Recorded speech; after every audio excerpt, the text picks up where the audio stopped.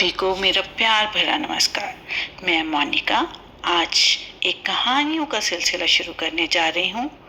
मेरी यही कोशिश रहेगी कि मैं आप सबको नित नई कहानियों से जोड़ूं और रोज़ हम इन कहानियों के माध्यम से कुछ नया सीखें और इन कहानियों से मिलने वाली सीख को अपने जीवन में उतारकर एक बेहतर कल की ओर बढ़ें। तो आइए आज की कहानी शुरू करते हैं। एक भिक्षुक था। गांव से भिक्षा में जो मिलता उसी से जीवन चल रहा था। वह भिक्षा मांगते समय सदा एक ही बात बोला करता था, कर भला हो भला। एक बार एक महिला ने उससे कहा, ये सब बेकार की बातें हैं। कई व्यक्ति मेरी जानकारी में ऐसे हैं जो बुरा करते हैं फिर भी उनका बुरा नहीं होता।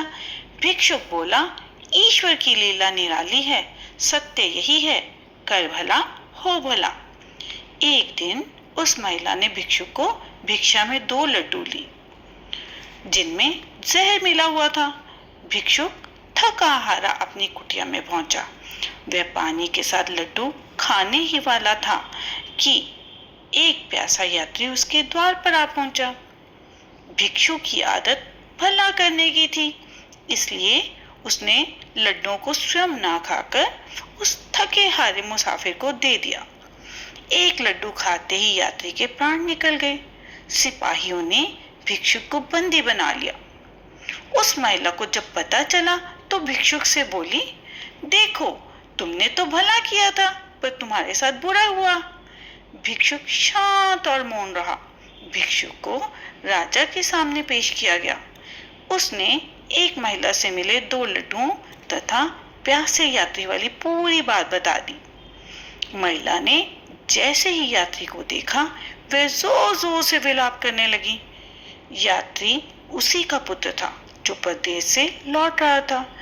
राजा ने ईश्वरीय लीला और कर्म के सिद्धांत को समझते ही भिक्षुक को मुक्त कर दिया और महिला को कैद कर लिया।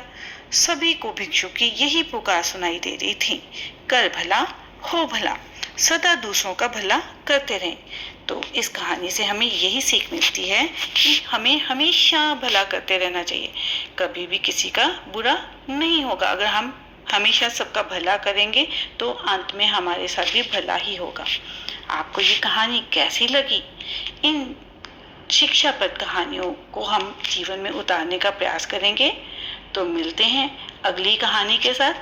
तब तक के लिए नमस्ते।